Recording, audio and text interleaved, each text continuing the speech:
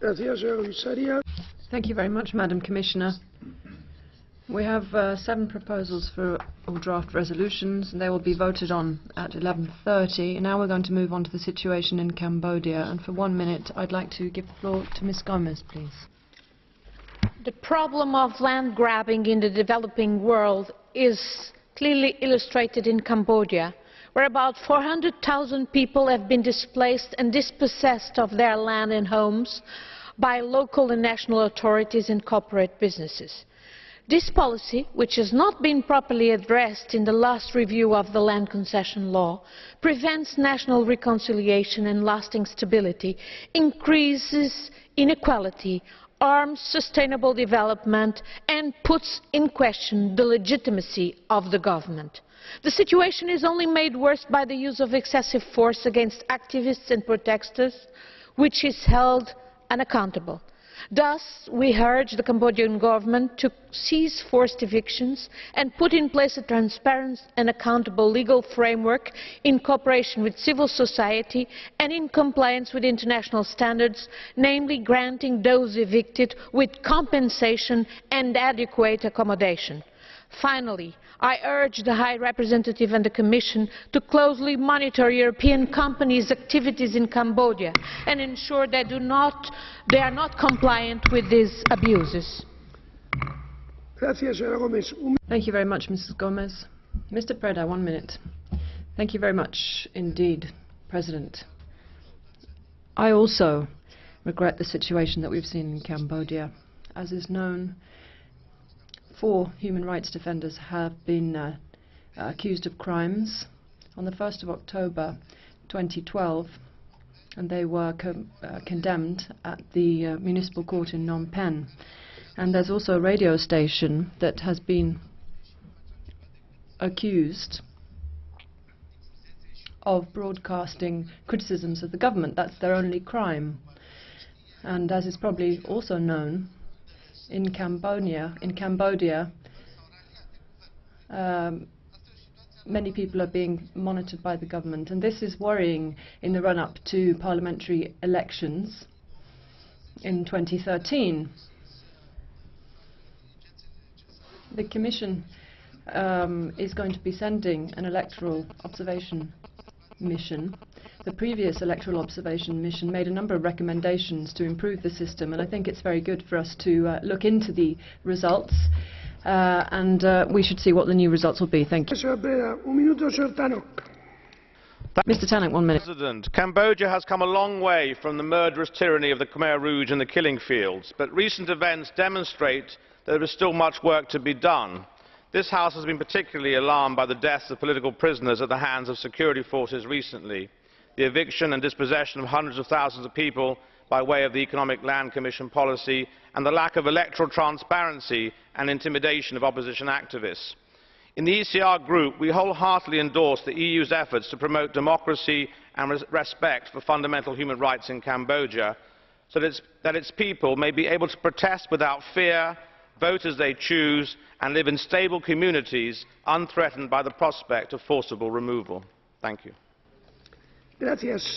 Thank you very much, Mr. Tannock. Mr. Mastalka, please. Thank you very much, President.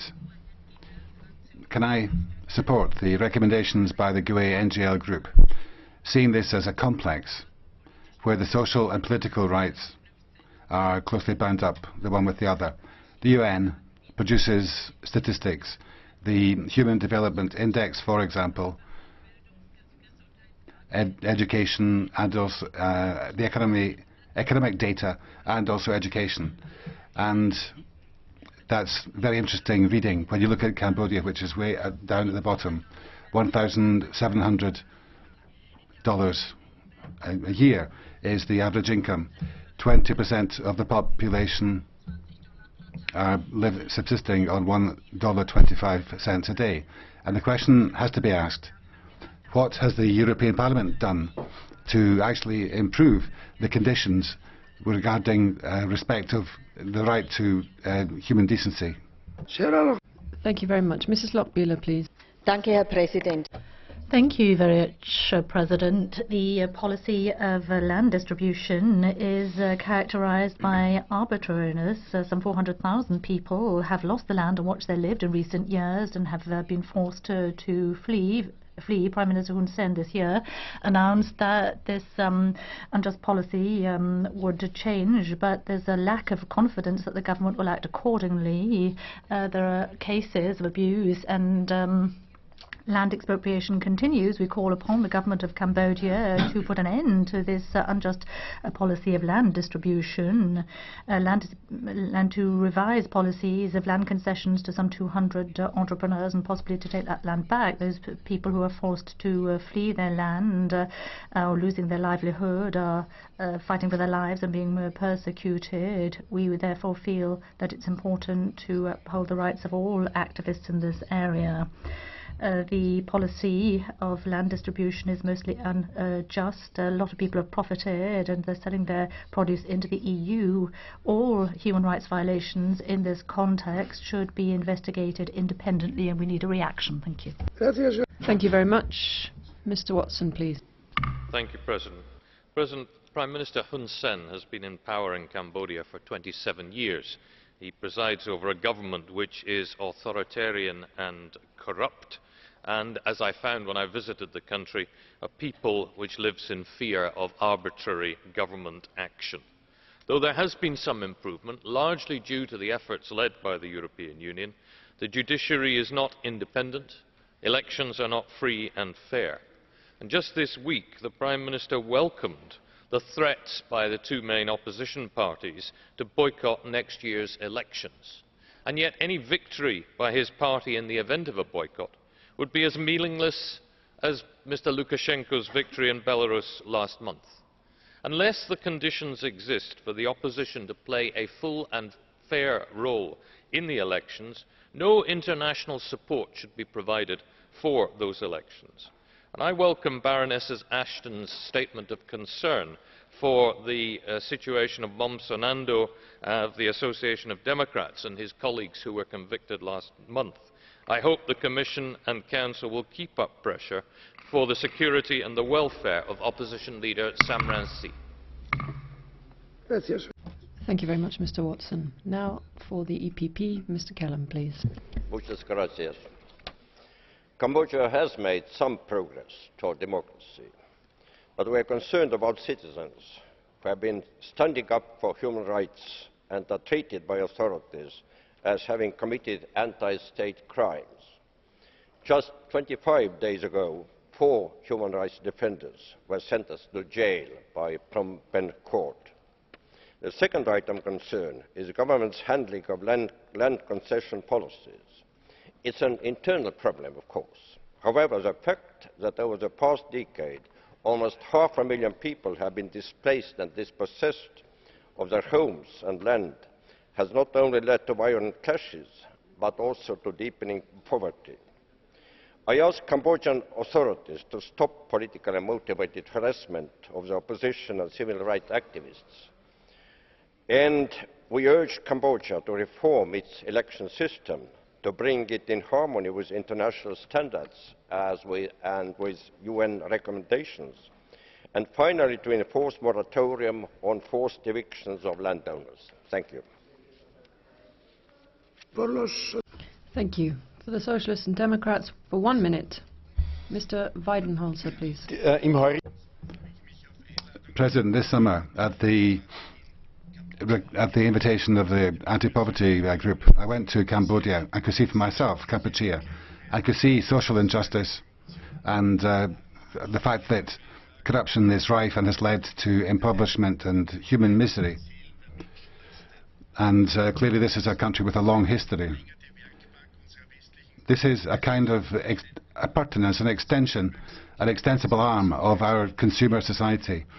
But there's little solidarity. Only if democracy and the rule of law are restored to Kampuchea will the country have a prospect for the future.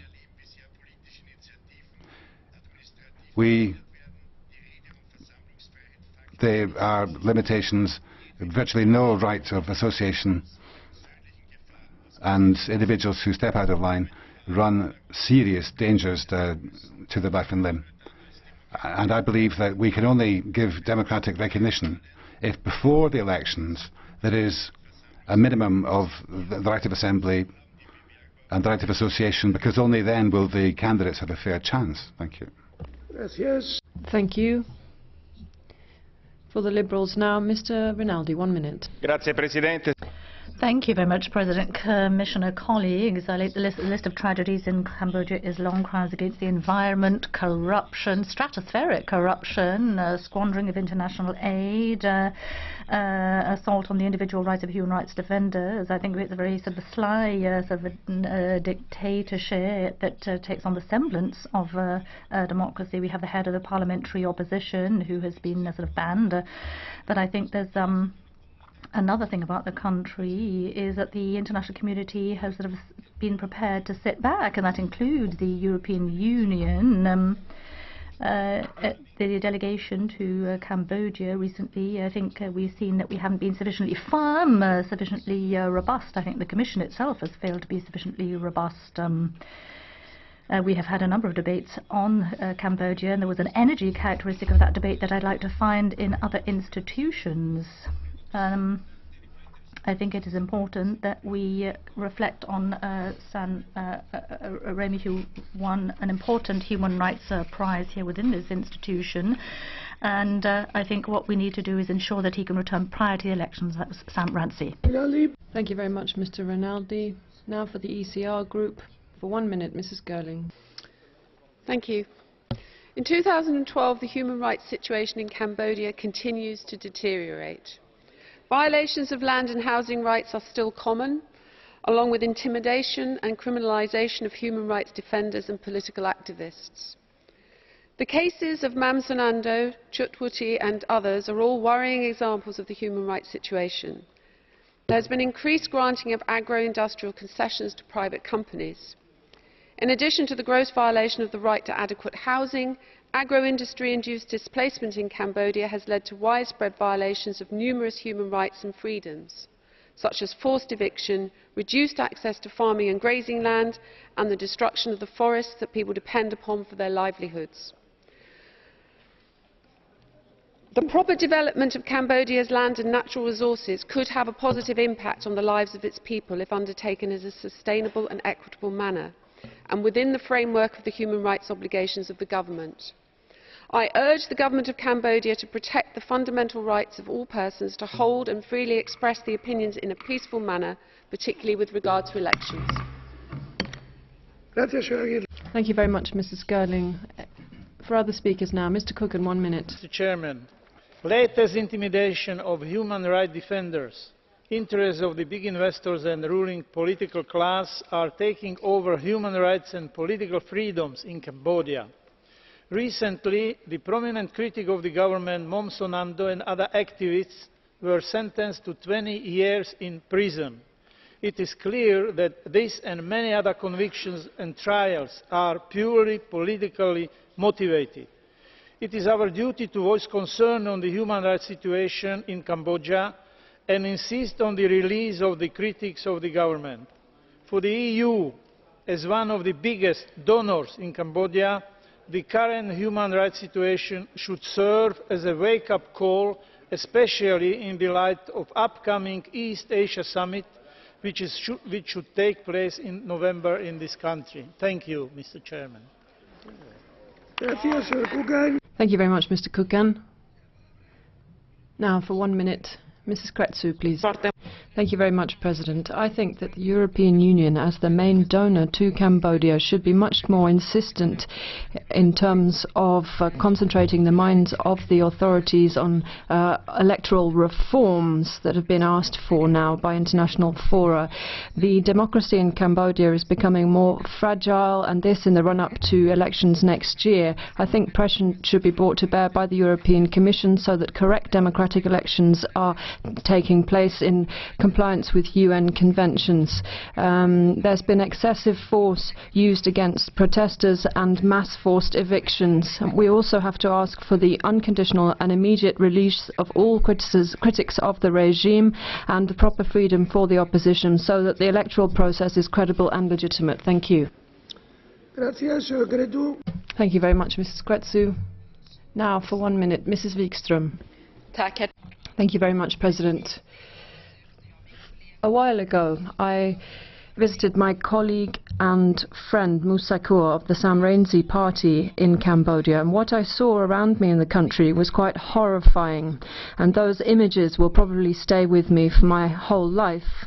According to many people, many families have fallen victims to land and house confiscations. Large companies have just moved in and grabbed the land that these families have been working for generations, and the people who have been affected have not been compensated, but they've just been left high and dry with no rights and with no support. The EU Everything But Arms programme is a very good initiative in principle.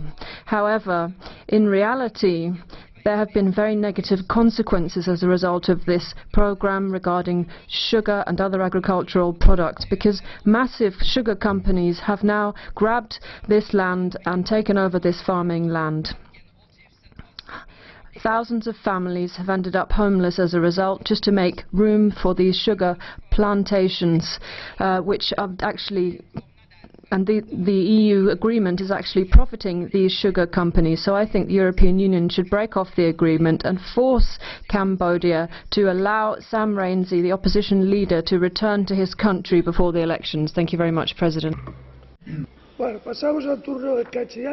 We'll now move on to Catch the Eye. Mr. Sogor, for 1 minute, please.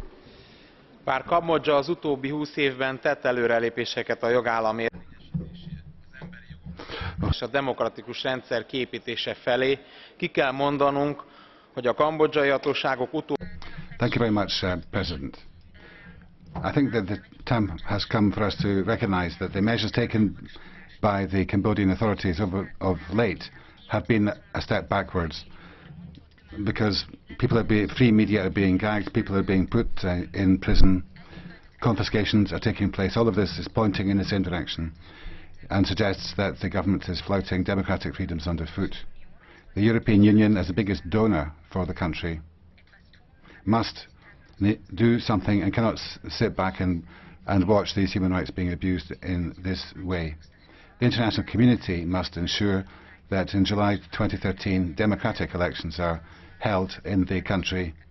Otherwise, the association agreement EU-Cambodia and the trade conferences will need to be revised. Thank you. Thank you very much, Mr. Sogor. Now, Mrs. McAvey, for 1 minute, please. President, since the Paris Peace Agreement in 1991, Cambodia has made strides in improving its democracy and human rights. In recent years, however, Cambodia has taken a step backward, away from open democracy and toward a corrupt system fueled by intimidation and violence. As the single largest donor to Cambodia, the EU's influence should weigh heavily upon Cambodia's government. We must use this influence and urge Cambodia to change its election process and create an environment suitable for a free and fair election. A government that results from fraud and terror will always rule in terror and lies. Cambodia must end its practice of arbitrary arrest, detention and violence against peaceful protesters. We, as a Union, must ensure that Cambodia does not divulge from its path of progress. Thank you. Thank you very much, Mrs. McAvey. Mrs. Geringer, for 1 minute, please. Dziękuję, panie przewodniczący. W 1900... Thank you so much, President. We all remember the Paris Agreement that Cambodia signed, where it pledged to honor the human rights. 20 years later, we see breaches of human rights, some basic human rights, and violence against people of Cambodia. The example could be the arrest of 13 women who decided to protest peacefully in May against the eviction. And, for instance, an owner of a radio station was also sentenced to 20 years in prison because allegedly he repressed against other opposition party members. So there are many breaches of human rights that impact the lives of women, children in Cambodia. So maybe we should remind this country that it should stick to international agreements, including the postulates of the International Envoy of the UN. We should remind them that it's very important to prepare well for the new elections and hope that they will be fair and just. Thank you very much, Mrs. Geringer. Now, Mrs. Ojuland, for 1 minute, please. Thank you, President. Sam Rainsy is an outstanding Cambodian liberal politician, and I fully condemn a politically motivated conviction of him, as well as similar sentences and convictions against political critics, parliamentary opposition politicians, human rights defenders and land activists in Cambodia. The Cambodian nation deserves a peaceful reconciliation that is not undermined by persecution of opposition politicians. A lesson of compromise might at first seem difficult to learn, but it is an integral part of a truly democratic society. A visit of Sam Rainsy to Cambodia to pay his respect to the late King Father Norodom Sihanouk would be a litmus test of the intention of the Cambodian authorities. Thank you. Thank you very much. Mr. Vlasak, for 1 minute, please. Vážený pane předsedo, dámy a pánové, projednávání tohoto bodu. Thank you, Mr. President. President, the very fact that we are dealing with this in the European Parliament is in itself an important sign. We have to raise the whole question of the situation in Cambodia, given the fact that we are the biggest donor, and we must not waste these financial resources. The government in Cambodia must be prevailed upon to respect the resolutions on human rights. They have got to allow their citizens an active society and civil society without being persecuted. Thank you. Thank you very much. Now, Mrs. Korhola, for 1 minute, please. Arvoisa puhemies, kiitos.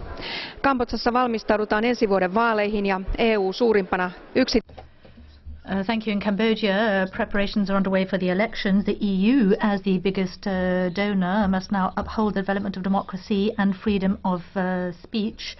In the elections 2009, the Electoral Observation Mission reported that the international criteria for democratic elections had not been abided by, and called upon the government to repeat the elections on the basis of the recommendations of the United Nations. The second major problem is limits on freedom of opinion and restriction on freedom of speech. It's not possible to criticize nepotism, corruption. A lot of things happen behind closed doors, and the citizens' participation in decision-taking is not guaranteed. In Cambodia, there is an absence of rule of law. Human rights activists are being persecuted, and we're hearing time and again of arbitrary arrests. Thank you very much. Mrs. Obermeier, for 1 minute, please. Thank you, President. Unfortunately, the situation is still the same, that the security forces in Cambodia are bearing down very violently and brutally on activists, human rights activists, and indeed peaceful demonstrators. And Hu Chai-sef, a 14-year-old girl, was shot by the self-same security forces in very murky circumstances. I think that the compulsory evictions, the sugar companies are bearing down on the small farmers, and the fact is that they're benefiting from preferential access to the EU market. We've got a lever, we should be using it. Thank you. Thank you very much, Mr. Obermeier. Now, Commissioner Geoghegan-Quinn, please.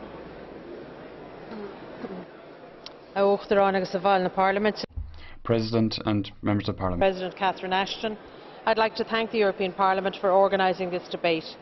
It is timely given developments in the human rights situation that have replicated in the past 2 years in Cambodia. Intimidation of journalists, human rights activists and peaceful demonstrators is on the rise. Court trials seem to fall short of basic judicial standards. The latest example has been the sentencing of human rights activist Mom Sanando on the 1st of October to a 20-year jail term. This was criticised by the High Representative's spokesperson in a statement underlining the lack of independence of the judicial system. The report on the human rights situation in Cambodia, issued in July 2012 by UN Special Rapporteur Professor Surya Subedi, and his complementary report on the economic land concessions published on the 24th of September, confirmed the seriousness of the situation. There is a narrowing space for people from civil society, including those belonging to different political parties, to express their views peacefully and without fear. This is particularly relevant in the run-up to the parliamentary elections in July 2013. Land disputes and forced evictions lead to violence, social instability, and are becoming a major political problem. The EU has raised its concerns in relation to the allocation of economic land concessions with the Cambodian authorities in a number of high-level meetings, most recently the EU-Cambodia Joint Committee in June. In April of this year, Commissioner de Gucht has also discussed the issue at length with his Cambodian counterpart, Cham Prasidh. President Herman Van Rompuy's visit from the 2nd of November to the 4th to Cambodia will be an opportunity to take up these issues. He will meet with Prime Minister Hun Sen and the President of the National Assembly. Cambodia is still recovering from its dark and violent past. Positive steps are being taken towards democratisation. The economy has been growing well, but the kingdom has still a long way to go on its path to democracy and a fair sharing of the economic growth dividend. The EU has supported and will continue to support Cambodia's democratic transition. Through the EU-Cambodia Good Governance and Human Rights Facility, the EU committed €7.5 million to support the extraordinary chambers of the courts of Cambodia and strengthen the Cambodian Human Rights Committee. 60 other projects have been funded since 2003 for a total of €15.5 million under the European Instrument for Democracy and Human Rights, primarily supporting land rights and indigenous peoples' rights, freedom of expression and prison conditions. The EU is exploring the possibility for an election experts mission to follow the preparation of the parliamentary elections next July. It will continue to call on the authorities to create an environment conducive to free and fair elections, where the voter, the candidate and the commentator can exert their basic political rights. The EU will continue to pay particular attention to the human rights situation linked to economic land concessions. Thank you very much indeed, Madam Commissioner. So that closes that item on the agenda. We have 6 motions for resolutions which will be voted on later on this morning. We're now going to suspend the sitting just for a moment so we can hear the announcement of the winner of the Sakharov Prize, and then immediately after that we'll hold the vote. Thank you.